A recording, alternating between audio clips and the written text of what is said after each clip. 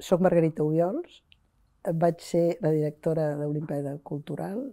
Ara, l'atmosfera cultural era absolutament, estava en línia amb el que era la resta d'atmosfera. És a dir, la ciutat, en el moment en què es van obtenir els Jocs, jo recordo perfectament estar en un balcó a la Rambla, no sé per quin motiu, però hi havia una excitació, una il·lusió, una passió tan universal que és una cosa que vaig pensar que no ho tornaria a veure en la meva vida. Perquè hi ha coses que quan guanya el Barça estan contents uns, quan guanya un partit estan contents els altres, però una cosa que fes feliç a tothom, recordo els taxis, parar al mig, sortir del taxi, i era un deliri, un deliri. El que va passar a la ciutat en el moment en què vam obtenir la candidatura va ser una cosa que vaig pensar, no ho viuré mai més, i efectivament és una cosa molt inèdita. És més, jo crec que cap ciutat que ha tingut els Jocs Olímpics li ha passat el que va passar a Barcelona.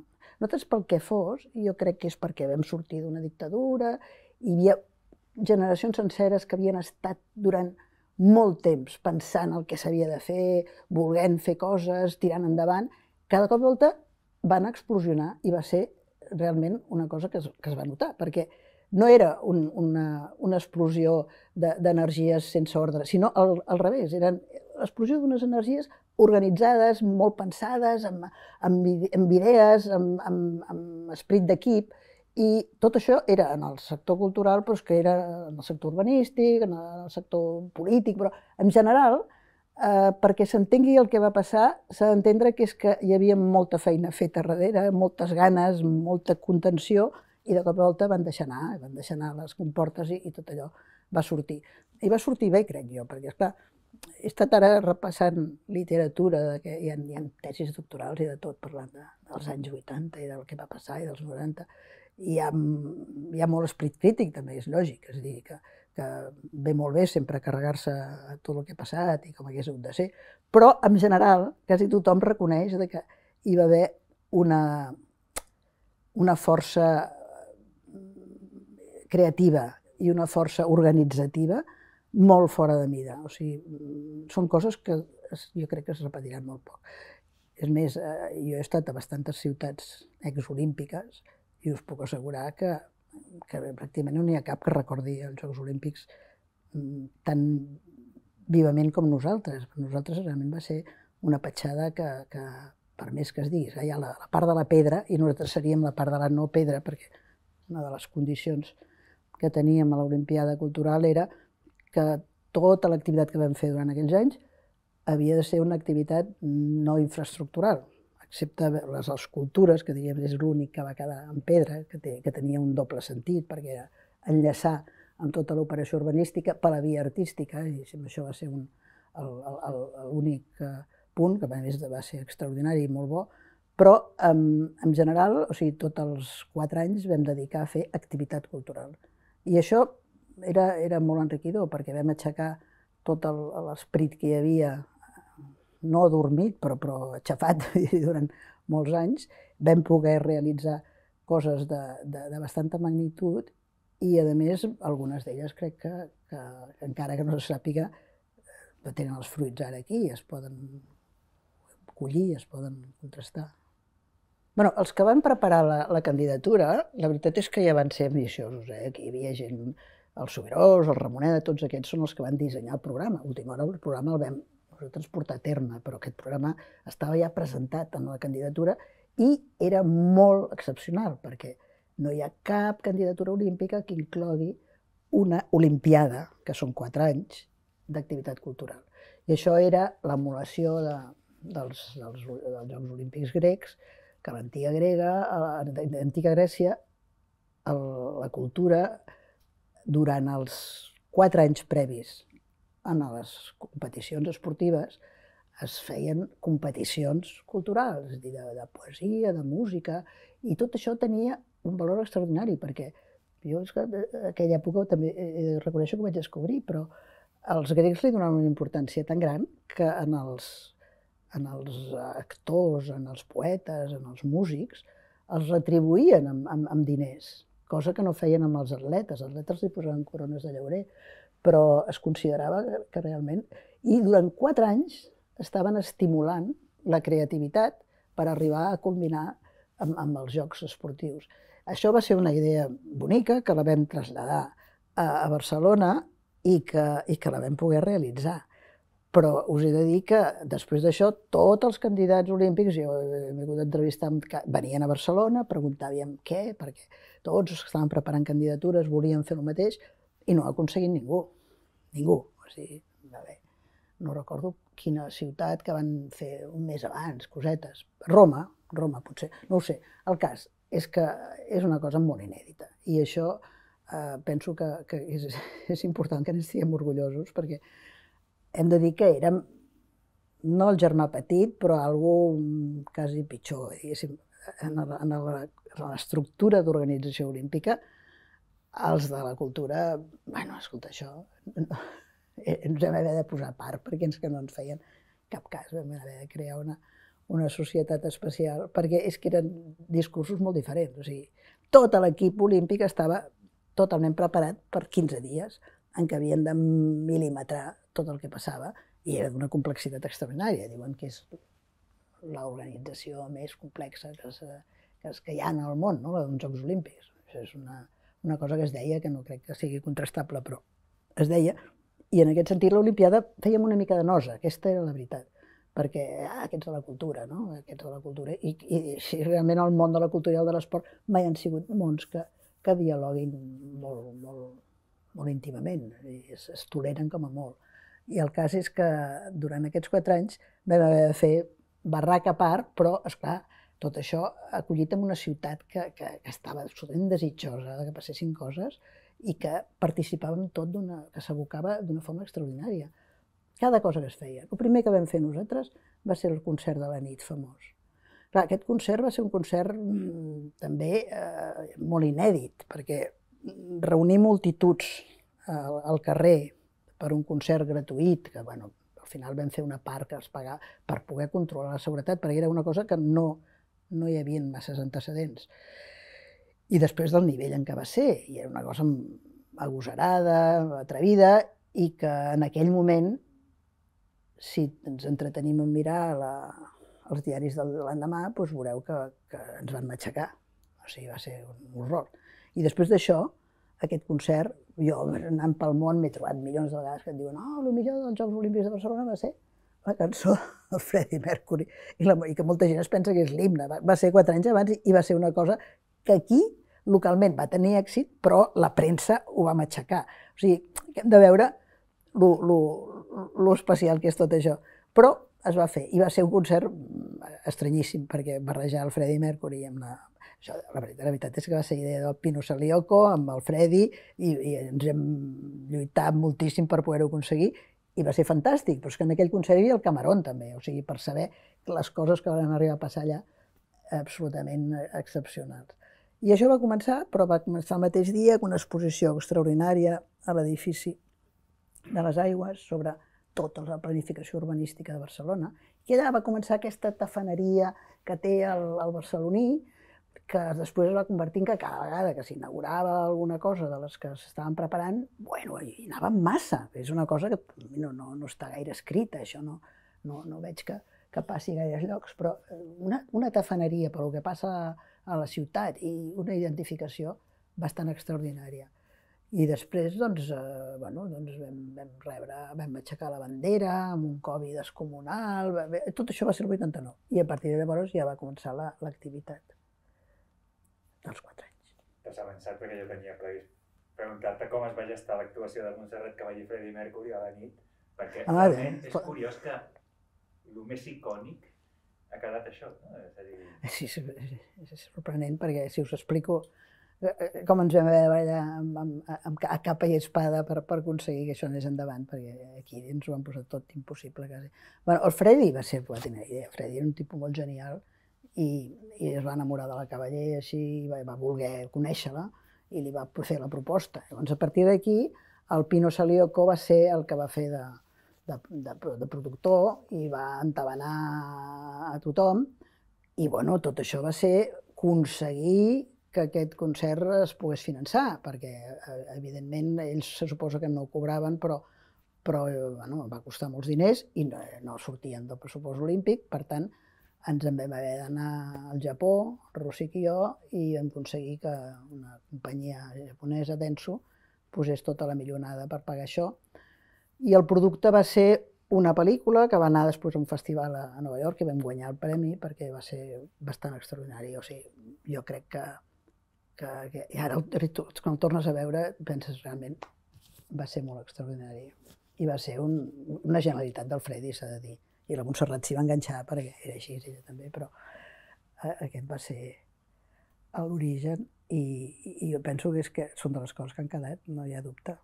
M'he trobat sovint que gent diu, potser dels Jocs Olímpics, dic, no va ser quan els Jocs Olímpics, va ser 4 anys abans. O sigui que ha quedat en la... Però va ser maco, sí. Quina va ser la teva aportació a l'Olimpíada Cultural? No. Aviam, la meva aportació, reunir equips. És a dir, jo penso que el que em sento més orgullosa és d'haver pogut reunir la gent que vam reunir i després que aquesta gent interactués. I a la vegada interactuar amb l'organització olímpica, que era segurament el més complexa. Però em considero backstage.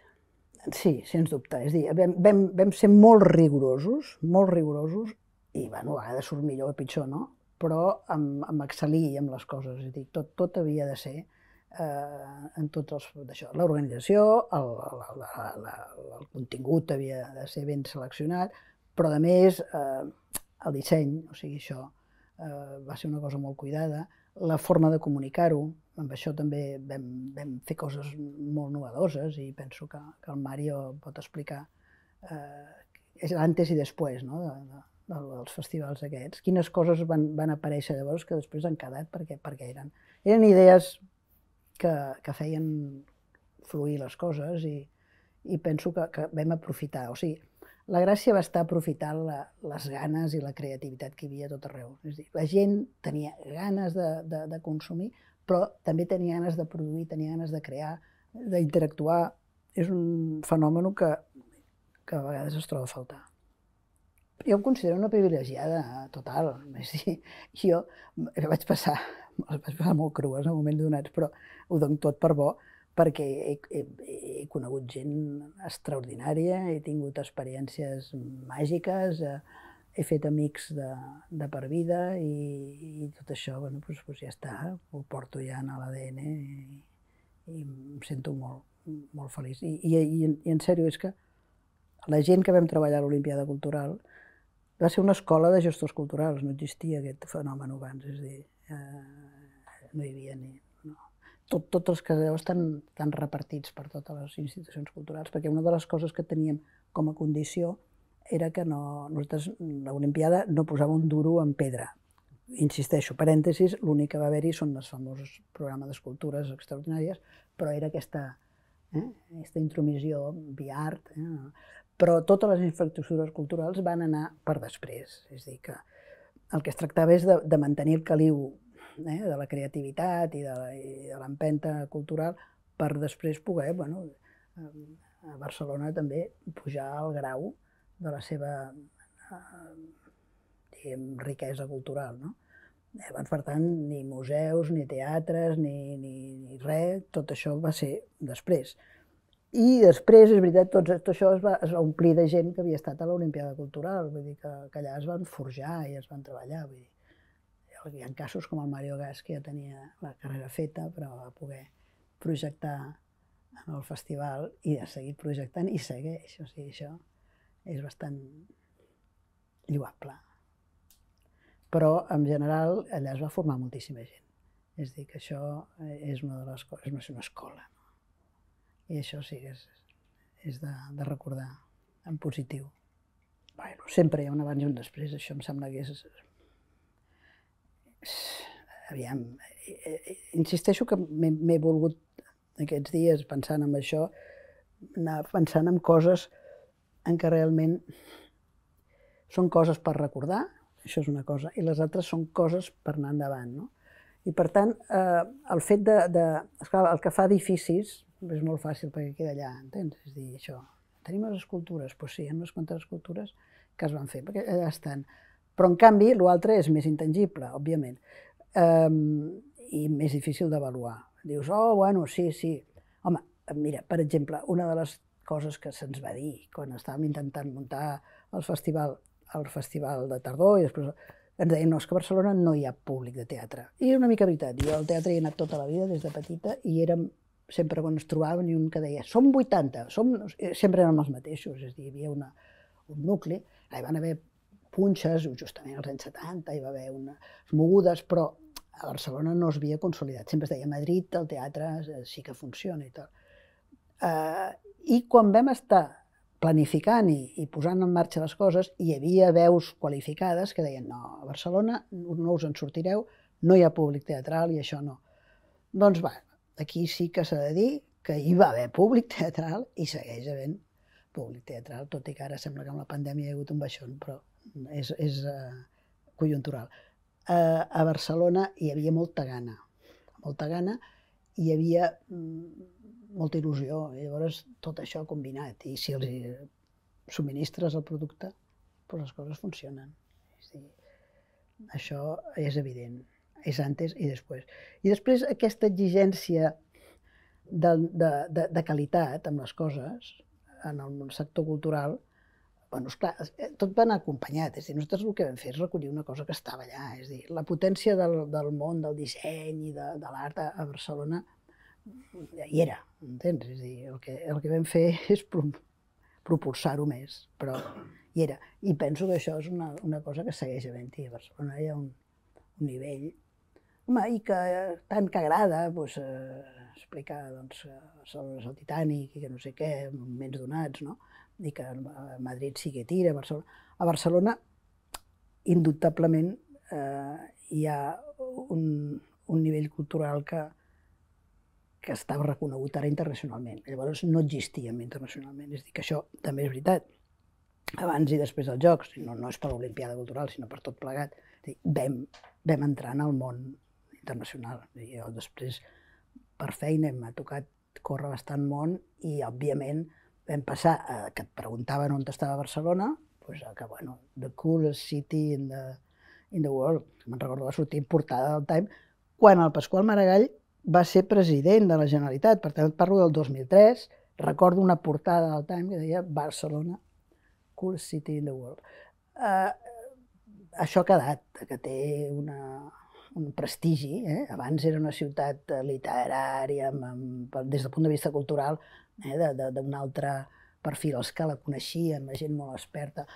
Ara no, ara té tota la gamma, o sigui que en aquest sentit sí que vam passar a un altre estadi i això és veritat.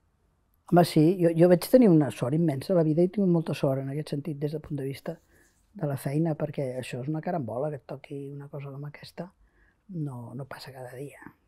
I després m'han passat alguna cosa, potser no d'aquesta magnitud, però sí, perquè després he seguit tenint feines que m'han donat molta satisfacció. I bueno, tot ve esclar, va ser un entrenament brutal, perquè jo havia treballat al sector públic, havia organitzat coses, però una cosa d'aquesta magnitud, francament, et toca i et toca. Esclar, i pots estrellar-te directament i pots tenir la sort de sortir-te'n per una sèrie de circumstàncies, i si és així, doncs sí que deixa un sediment i que durant tota la vida tens la tranquil·litat d'haver estat. Doncs sí, I was there. El primer telèfon mòbil que em van donar va ser el 92, ja en els Jocs, en el comitè organitzador, teníem un telèfon mòbil que era un trasto, i llavors, quan havia de parlar, perquè van ser uns dies realment el delirio, no? Passaven coses constantment, havies de... I em recordo que m'amagava pel carrer per parlar, perquè era tan ridícul que et veiessin parlar amb allò, que era una cosa que feia vergonya, feia portar un mòbil, però esclar, abans que això no en tenir de mòbils, i llavors anàvem com anàvem, és així, però les coses es feien. I realment jo reconec que es van fer coses molt complexes, perquè la capacitat humana és bastant infinita, ja ho sabem.